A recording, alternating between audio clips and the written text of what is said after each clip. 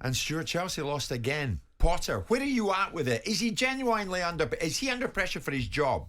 I don't think so at this moment in time. I think it'd be absolute folly to move him on, because you've identified him as the one to take your club forward. So to actually make that judgment call at this stage, I'm not sure what a new manager's going to do to turn it round in a short space of time. He's certainly not going to win the league with them, so I don't see what's to be gained. And when you look at some of the fixtures that he's had and compare that maybe to Manchester United's fixtures since we come back from the World Cup, that it's been chalk and cheese. I mean, I spoke with Simon earlier. You know, Manchester City 3 times they've played. They've played some really tough games en route.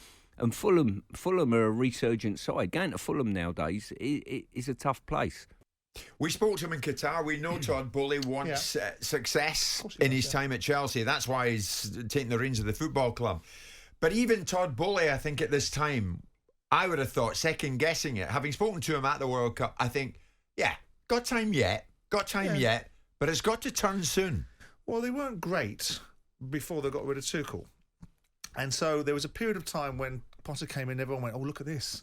Okay, he's got his head, he's gone straight in the door and landed on his feet. And then he beat RB Salzburg away, and everyone went, that don't happen very often. And it's gone pear-shaped from there. Now, you can dovetail that into the injuries. You can also, I don't think, like Martin Samuel and I said yesterday, I don't think it's particularly bright for Potter to turn around and say this is the most difficult job in football, because they all, like Martin Samuel alluded to yesterday, all jobs that you take on have their challenges. And if you're going to a football club that gives you an enormous amount of resource, and spends prolifically behind you, then it's a bit ridiculous to suggest it's the hardest job in football, because that's why you're there. It's a hard job if you can't do it. At this moment in time, he's struggling, but I think it would be ridiculous. Not because the guy has employed him and paid Brighton £20 million to get his services, and they've gone back and taken some of Brighton's staff, and they've bought players and supported him in certain respects. But they haven't yet, because he hasn't had a transfer window. He hasn't had an opportunity to change it. He's in a transfer window now. Felix has come in. As a manager, you can't legislate for the player getting himself involved in a mistimed challenge, an overzealous challenge. The game yesterday, I thought Chelsea, like they were in the first half against Man City, they were well in the game, more than well in the game. And I think, Luke was saying what aboutery, and he's right, the producer. But I think Chelsea would have gone on probably and won that game if that player hadn't got sent off, and might be having a different discussion. But they didn't, Simon. When you get to the stage, this is a write-off of a season. But then fine. In terms of the Premier League. They're big boys. This is a long game. This is a marathon, not a sprint. I know Chelsea has historically always been a sprint, and we are in danger of conflating what has been done before with Abramovich, and ultimately suggesting that the moment you don't hit the straps with Chelsea, you're going to get fired.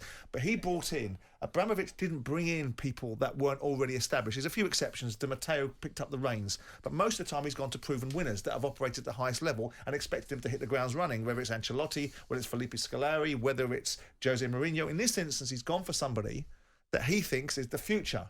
So that future isn't immediate, it has to be built. So that means... So what, you've brought into the project everything's a project. Here. Everything is a project. Everything you're doing has to have an outcome. You've often said the word project's ridiculous, Simon. No, I haven't. I've turned around and said that the idea that people should be given time, and unnecessary amounts of time, and in 18 months' time when they've done bugger all, they should still be given some more time. I've railed against that particular sentiment.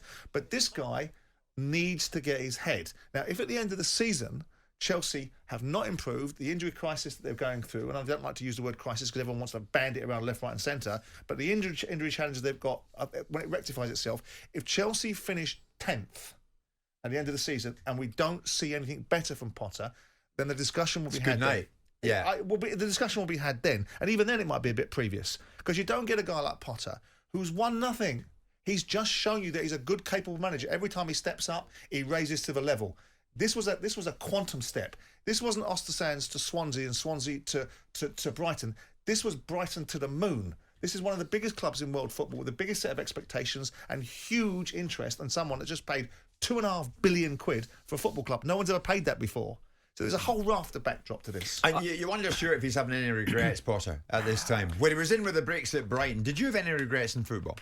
No, I don't think you do. I always had a mentality that whatever decision you make on that day is the right decision for yourself. So there's no point looking back. I've never been an individual that looked back, whether it be when I decided to stay at Forest instead of going to other clubs or whatever it is. You make that decision on the day with the facts that you've got. And he made the right decision going to Chelsea, I think. No doubt in my mind about that.